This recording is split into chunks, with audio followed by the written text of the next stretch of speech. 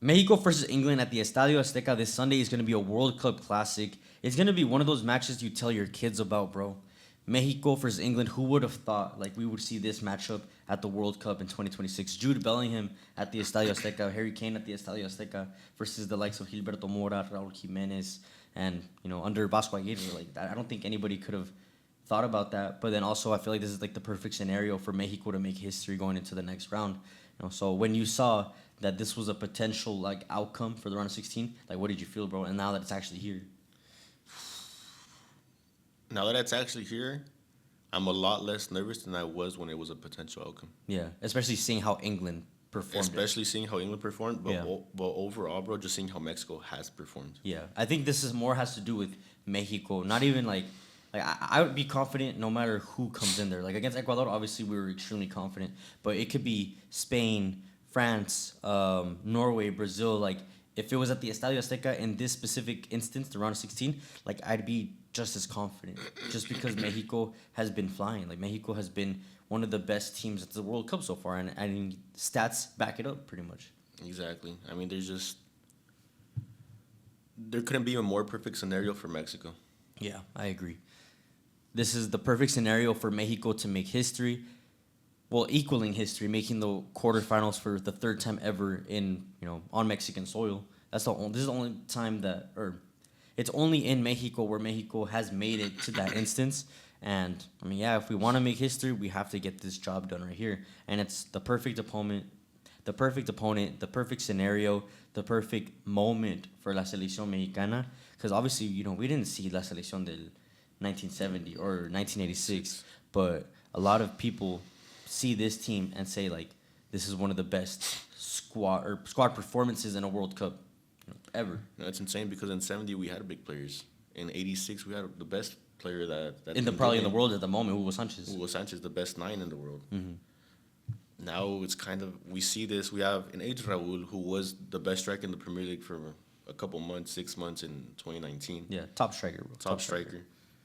But we don't have this, Penta Pichichi. We don't have, a midfielder on the right that's breaking records. Like, never mind, we never had that. But we've never had a solid, just it's the first time we don't have at least one solid player on the team. Most of the players had Rafa Marquez, and then it's time Hugo Sanchez, and then we had Chicharito. Yeah.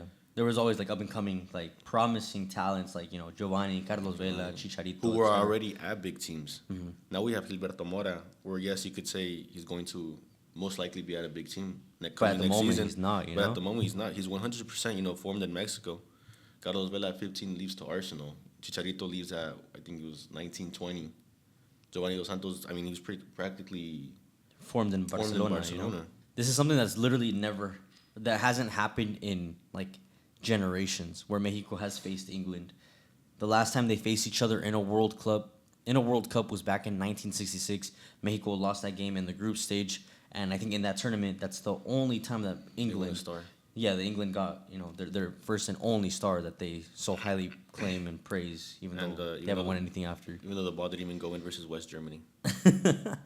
And based on what we've seen in this tournament so far from both teams, I would say Mexico has been far more convincing than England. And on paper, the level of teams that they faced in their group versus our group have been the same. It's not like England were in a Grupo de la Muerte with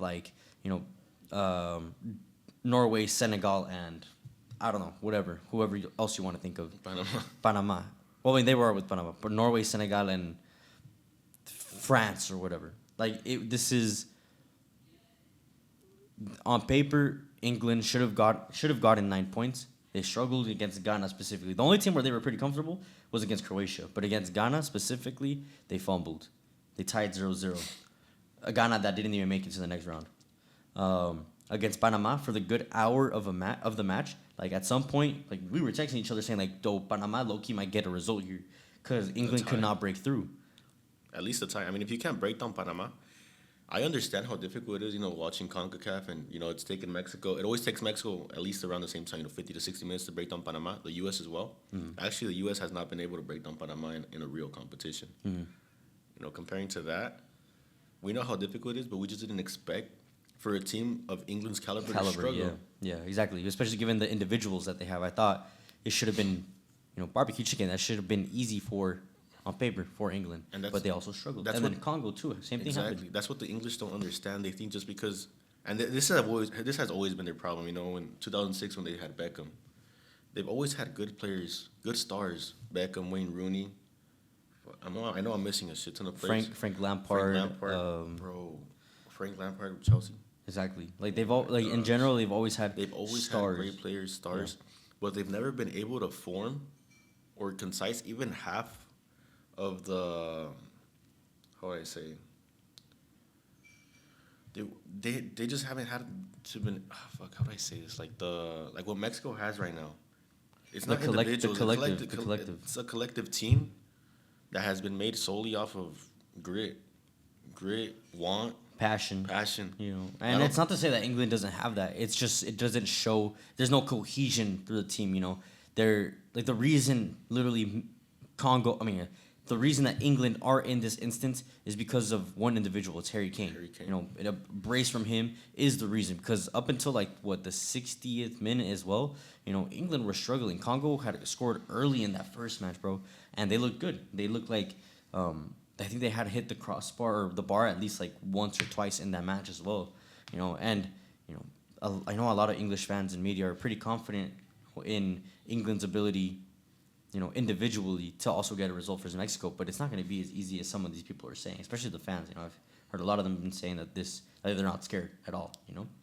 It's because they don't know football. Yeah, or they just really haven't seen Mexico play.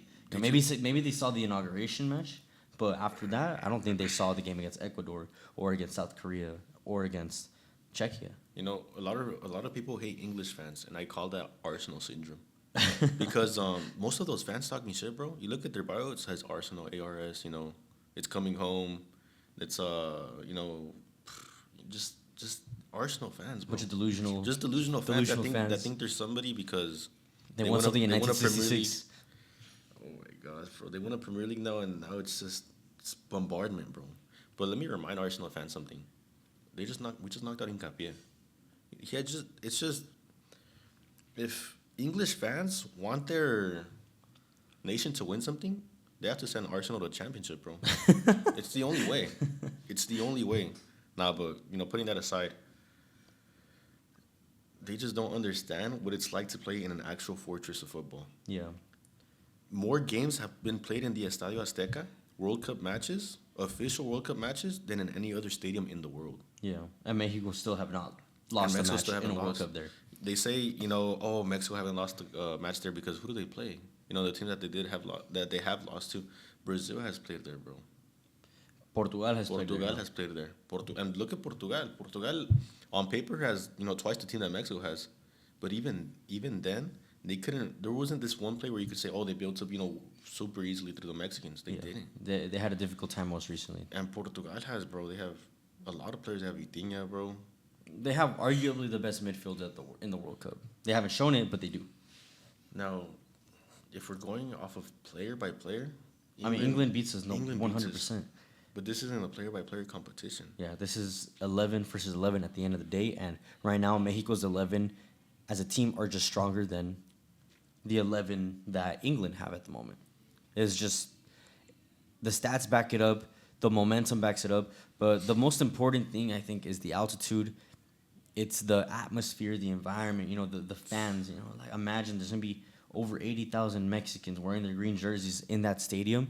And yes, I know a lot of the English players have, performed in scenarios like this, at the Santiago Bernabeu, at the Camp Nou, San Siro, whatever you want to they've all played at iconic football stadiums. But I think this is literally the best football stadium, arguably ever made, maybe in the world. I don't think you can name a stadium that has held more iconic moments, more history than the Estadio Azteca. The Estadio Azteca was built with the idea to give Mexico the greatest advantage ever against any nation. Mm-hmm. Think about that. And it's proving to be so, Only right two at the losses in its whole history. Mm-hmm. Think about it like that, bro. On social media, have you been seeing anything regarding like English media or English fans, because I know I posted a few videos, about some pundits like on Talksport and some fans. I'm not saying this is the consensus throughout all of English media. A lot of the English fans believe they're going to win, but they don't think it's going to be a breeze, like a 3-0, 4-0 type of win. They think it's going to be an ugly extra time goal or maybe even on penalties. With some of them saying that if it does get to the penalties instance, that Mexico have the advantage because England have a lot of like pesadillas taking penalties in important moments. Especially if soccer stands up. But that's just how it is. It's Arsenal DNA, bro. It's Arsenal. Arsenal and England are almost like the same team. Like England, I understand why English fans have so much confidence because of the individuals that they have, but when have these individuals ever won anything like for England? Like when's the last time they won silverware? 1966. Like England have not won anything. Yes, they made it to finals. Yes, they made it to a World Cup semifinal. But at the end of the day, they lost. The same way, yeah, you could argue the same thing with Mexico. Like, oh yeah, Mexico has never won anything, in World Cups. Well, we've never had the team for it. We've never had the individuals for it. Yeah. But on paper, or I mean, not on paper, but like silverware wise, we just won 2 trophies. Yes, it's CONCACAF. It's CONCACAF. But I mean, that's our region. We can only play what's in front of us. Exactly. I mean, even if we did go and play in Europe, I mean, who knows? What are we proving at that point? We don't. We're a guest. Everything would be against us, like it was when we would go play in South America. Mm-hmm. It's just it makes no sense to say like, oh yeah, but it's only in CONCACAF. But what else are we gonna play, bro? Yeah, that's all we play Copa America once in a blue moon, but it's always inside the U.S. Yeah, we're still invited. Looking at the Mexico fans, the Mexican media, what have you been seeing like on Twitter and socials? Honestly, I've seen both sides. I've seen people that are like saying, "Oh, Mexico's gonna win." It's gonna be a replay of Ecuador. Mm-hmm. And I've also seen the signs. A lot of negativity saying, "Oh, we're out." I'm glad that there's more people saying that. There's more confidence. That there's confidence in this team, and I feel like in more than 40 years, bro, I don't think there's ever been this much confidence in a national team. Yeah. Because we've had better national teams, on paper, but never these performances, bro. Yeah. This is something that we've deserved for so long. Maybe in 2006 with a solid team. Maybe even in 2014. Yeah. Where we took a team that had balls and had a lot of talent. But to happen at a moment like this where we need it the most, where we just came out of a group stage exit. Mm-hmm. Like this is like the moment where the country needed it, I understand why there's this confidence from even the prensa, because the prensa in Mexico, I know a lot of, if you're not Mexican, you don't know this, but it's two sides. They either love you or they hate you. Yeah. They either, Going into the World Cup, there was a lot of hate. They either lift you up or they chew you up, bro. Yeah, going into the World Cup, there was a lot of hate from a lot of the prensa. There's always been questions around Vasco, the players, the team, whether, they were going to get 4 points, 5 points. No one ever saw 9 out of 9 points, like 3 wins from most of the prensa, except for people like us, Expanding it to like North American media as well. There was U.S. pundits saying, "Oh, Mexico exits the group, 4th, 3rd," and to say that about like, let's say you're U.S. media, right, and you're saying that about the team that is a 3-time reigning tournament winner in your confederation. Mm-hmm. They won the Gold Cup 2 years ago. They won the most recent Gold Cup, and they won the CONCACAF Nations League. You lost 1 final and failed to make it to 2. Yeah. Like, what does that say about you? If Mexico would crash out in groups, like, what does that say about you? Qualified. If there was qualifiers, we probably wouldn't even have qualified, At the end... United we come, man. United we come. Canada, U.S., Mexico. You have to support each other, bro. Yeah. There's no way there's a true American right now saying that they wish England could win. Not on 4th of July weekend, bro. Even the Argentinians are with Mexico at the moment, bro. I've been seeing a lot of, like, Argentinians. I've seen both sides, but I've seen a lot of Argentinians, especially the ones that know history with Mexico. Especially the ones that, thank Mexico for supporting Argentina versus England in 1986. For even supporting, the war that they had in 1982. Mm-hmm. But, I mean, Argentinians... But it's not only just them. It's Brazilians, it's Moroccans, Colombians. Like, everyone is with Mexico right now. Any team that had a game in Mexico is supporting Mexico. Yeah. No, there's a lot of support coming from other countries for Mexico. Especially the Scottish. Thanks, Scottish. Yeah. The Irish. Thank you, Everybody, Irish. bro. Everybody wants Mexico to beat England, and I mean that's one of the best storylines from this game. Like that, the like the country as a whole obviously is united, but most of the world I feel like it's like going for Mexico, because they don't want to see England make it to the next round. So going to the starting 11 for Mexico, do you make any changes based on what we saw in the last game? Like, should there be any changes? Like, equipo que gana, like, tiene Equipo que que repite. repite, yeah. Yeah, like, it has to repeat. Like, there's no way you make drastic changes. Like, I really don't see any changes being made. Like, for what? Unless there's, like, an injury, which I haven't heard. I haven't heard of anything. Like, you have to keep the same starting 11 at least going in for those 45 minutes. Look, as much as I hate Jorge Sanchez, and I've said this many times, Jorge Sanchez plays anything but football. I'd keep him in, bro. Yeah. I don't think I'd make a change. You have to give the players the confidence. You have to give players their confidence.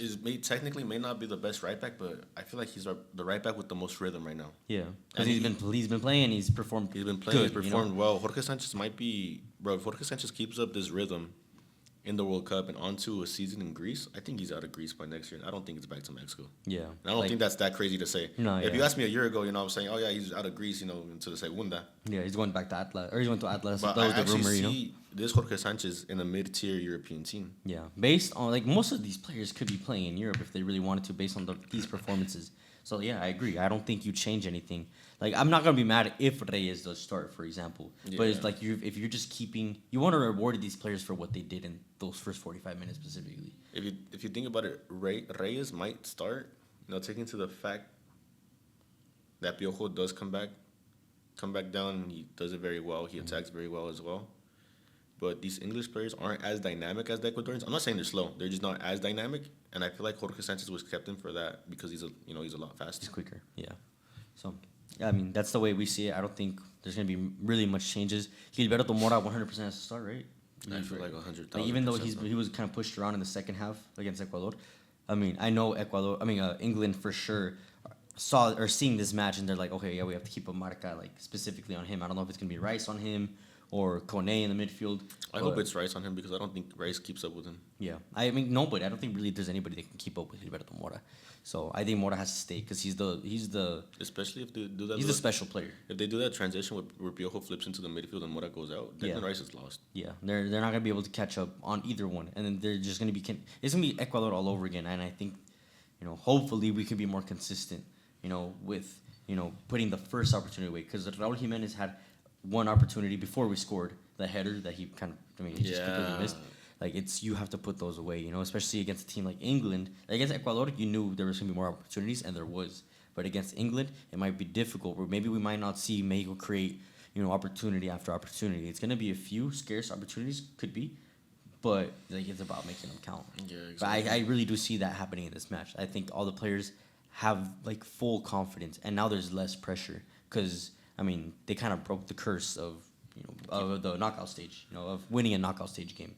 And there's less pressure because you're facing one of the title favorites in England. So if you lose, it's not the end of the world. Okay, on paper they should be beating you, but everything is in favor for Mexico to cause an upset, pretty much. Another one. Yeah. So with that being said, what kind of game do you expect? I expect. I'd hope for a game like we came out versus Ecuador. Mm-hmm. I feel like the first 10, 15 minutes we are going to come out like that. And then depending on how that goes, we would adjust. But I also see, a scenario where Javier Aguirre, switches it up. Maybe he takes on Mora, puts in a holding mid, and tries to see what England has. I hope he doesn't. I hope he doesn't. And I hope that influence comes from Rafa Marquez because I know Javier Aguirre on his own would because he did that in 2002, because he did that in 2010. But I hope he doesn't. I don't think he will because he had learned from his past, from the past. But then also, why is there any reason to make any changes when the team performs so well? There's not one player that you say has to be in this starting 11 because he's gonna be a difference maker. The only one you can make a case for is Edson Alvarez because he's plays in the Premier League, and he's played against most of these players. Exactly. But at the end of the day, like, it's not like Lira can't do that same job, you know? And if not, maybe even better. I feel like if he puts in Edson, he doesn't take out Lira. It could be like Edson and Lira and Edson take out and Romo. Lira, take out Romo, and maybe stay with Gilberto. It could also be, a scenario where he takes out. I don't see 3 holding midfielders in that. I midfield. don't, but. Oh, yeah, never mind. Yeah, it's either Romo or Edson. I feel like Lira has pretty much solidified his position, rightfully so. Yeah. But then if you think about this going forward, so has Romo.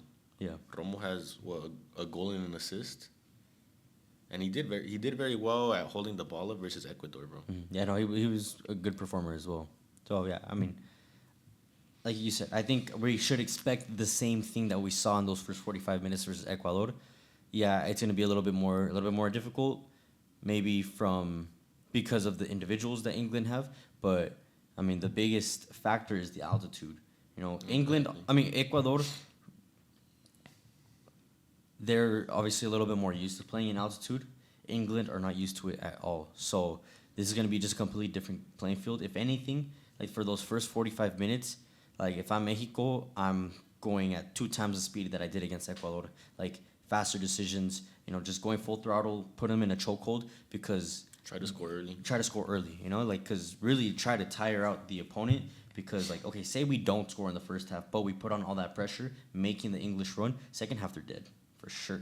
Exactly. And keep in mind, it's rumored for this game to be pushed up.